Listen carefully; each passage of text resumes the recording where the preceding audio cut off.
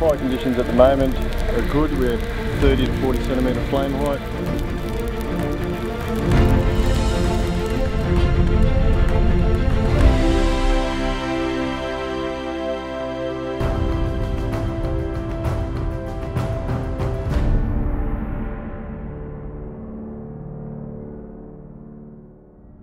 Okay, thanks folks, and welcome today.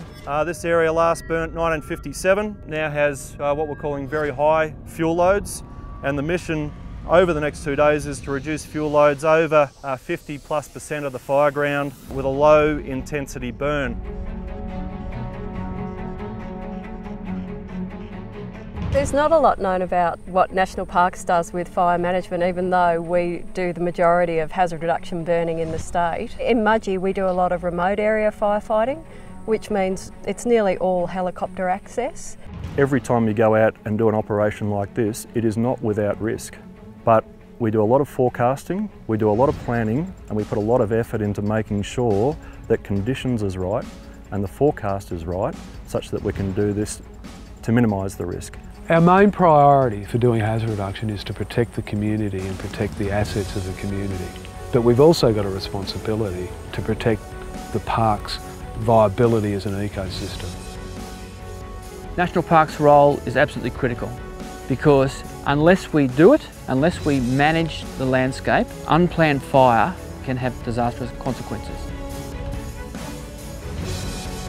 There is a real science to how we approach hazard reduction burning, and we test the conditions on an ongoing basis throughout the prescribed burning season in order to make sure that we can conduct burns when the conditions are just right.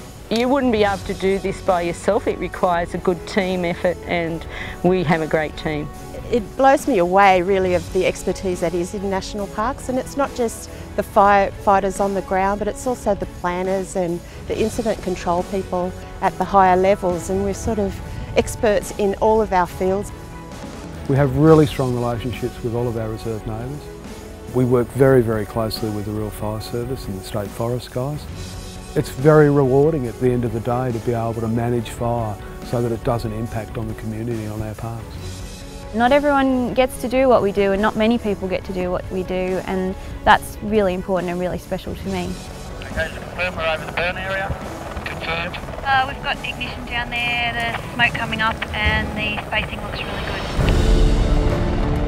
I don't take what I've been charged to do out here lightly.